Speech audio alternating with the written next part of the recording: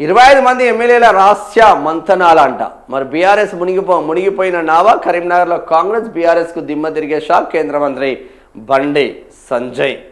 కర్ణాటకలో మాదిరిగా తెలంగాణలో కూడా అధికార కాంగ్రెస్ పార్టీలో ముసలం ప్రారంభమైందని కేంద్ర మంత్రి బండి సంజయ్ వ్యాఖ్యానించారు. 25 మంది కాంగ్రెస్ ఎమ్మెల్యేలు ఫోన్లో మాట్లాడుకుంటున్నారని చెప్పారు. మంత్రి పదవుల కోసం 2 జిల్లాల ఎమ్మెల్యేలు రహస్య భేటీలు నిర్వహించారు. కరీంనగర్ పార్లమెంటరీ నియోజకవర్గ పరిధిలోని మున్సిపాలిటీల కౌన్సిలర్లు, కరీంనగర్ మేయర్, డిప్యూటీ మేయర్లను మంగళవారం పార్టీ రాష్ట్ర కార్యాలయంలో సన్మానించారు. తర్వాత పాత బస్తీలోని భాగ్యలక్ష్మి అమ్మవారి గుడిని దర్శించి ప్రత్యేక పూజలు చేశారు. ఈ సందర్భంగా జరిగిన ఆ సభలో సంజయ్ మాట్లాడుతూ 8 మంది కాంగ్రెస్ ఎమ్మెల్యేలు సోమవారం ఓ చోట రహస్యంగా భేటీ అయ్యారు. మంత్రుల కమిషన్లు కలెక్షన్లపై చర్చించుకున్నారు.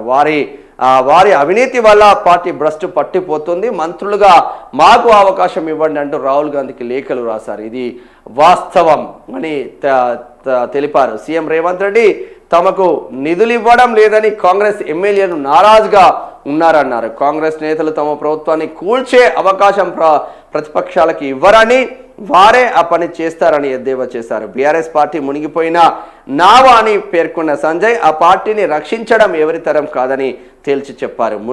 మున్సిపల్ ఎన్నికల్లో 7 కార్పొరేషన్లలో ఆ పార్టీ అడ్రస్ గల్లంతు కాగా అంతకుముందు ఎమ్మెల్సీ ఎన్నికల్లో బీఆర్ఎస్కు అభ్యర్థులు దొరకలేదన్నారు. కరీంనగర్ నగరపాలక సంస్థను బీజేపీ గెలుచుకోవడం మామూలు విషయం కాదు, ఇదొక కళ. కాంగ్రెస్ బీఆర్ఎస్ ఎంఐఎం కుమ్మక్కై మేయర్ పదవి బీజేపీకి దక్కకుండా కుట్ర చేశారు. కానీ 3 బీఆర్ఎస్ కార్పొరేటర్లు ఆ పార్టీ నాయకత్వంపై తిరుగుబాటు చేసి స్వచ్ఛందంగా బయటకు వచ్చి బీజేపీకి మద్దతు ఇచ్చినట్టు సంజయ్ తెలిపారు. సంజయ్ అనే నేను పార్టీలో లేకుంటే కుక్కలు కూడా పట్టించుకోవు. మా పార్టీలో ప్రతి కార్యకర్తకు బీజేపీ కార్యాలయమే ఓ దేవాలయం. పార్టీ కంటే మేము గొప్ప అనుకున్న వారంతా తెరమరుగయ్యారు అని సంజయ్ ఎవరెవరిని ఉద్దేశించి అన్నారో వాస్తవంగా అనుకుంటారు. నాకన్నా తోపు లేరు, నేనే తోపు, అసలు పార్టీయే నెక్స్ట్ అంటారు. కానీ ఆ పార్టీ లేకపోతే నువ్వెవడరా? నీలాంటి అనుకున్న వాళ్ళు అందరు తెరమరుగయ్యాను. ఫస్ట్ పార్టీని కాపాడుకో, తర్వాత నువ్వు ఆటోమేటిక్గా నువ్వు దాంట్లో పైకి వస్తావు. స్వర్ణ దేవాలయంలో భాగ్యలక్ష్మి టెంపుల్. రాష్ట్రంలో ఏ పార్టీ అధికారంలోకి వచ్చినా తమ బూట్లు నాకాల్సిందేనని మజ్లిస్ నేతలు చెబుతున్నారంటే బీఆర్ఎస్ కాంగ్రెస్ నేతలకు సిగ్గుండాలని సంజయ్ మండిపడ్డారు. కాంగ్రెస్లో హిందూ సమాజానికి హైదరాబాద్లో హిందూ సమాజానికి ఏ ఆపద వచ్చినా ఆదుకోవడానికి తాము సిద్ధంగా ఉన్నామన్నారు. రాష్ట్రంలో బీజేపీ అధికారంలోకి రాగానే భాగ్యలక్ష్మి ఆలయాన్ని గోల్డెన్ టెంపుల్గా తీర్చిదిద్దుతామని సంజయ్ చెప్పారు. భాగ్యలక్ష్మి అమ్మవారి ఆలయంలో ప్రత్యేక పూజల అనంతరం ఆయన మాట్లాడారు. అమ్మవారి శక్తి తెలిసే ఇక్కడి నుంచి చేపట్టిన ప్రజా సంగ్రామ యాత్ర 1640 రోజులు 1640 కిలోమీటర్ల దూరం సాగిందని చెప్పారు. అది నిజంగా ప్రజా సంగ్రామ యాత్ర 1640 రోజులు నడిచిందంటే బండి సంజయ్ ఆషామాషి ముచ్చట కాదు. మనం 1 రోజు 2 రోజులు నడిస్తేనే కాళ్ళు కూసుంటాయి. 1640 రోజులు నడిచిండు, 1640 కిలోమీటర్లు నడిచిండ.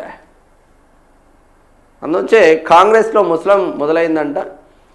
బండి సంజయ్ అన్నట్టు రంగారెడ్డి జిల్లాకు చెందిన కాంగ్రెస్ లీడర్లు కావచ్చు, కాంగ్రెస్ ప్రజలు కావచ్చు గుర్రుగా ఉన్నారు.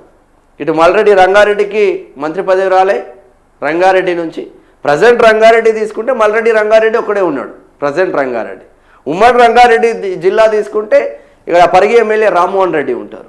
ఇద్దరు రెడ్డి సామాజిక వర్గమే కావచ్చు, కానీ పార్టీని పట్టుకొని ఉన్నారు కదా, వాళ్ళని కాదని ఎందుకు ఇస్తారు?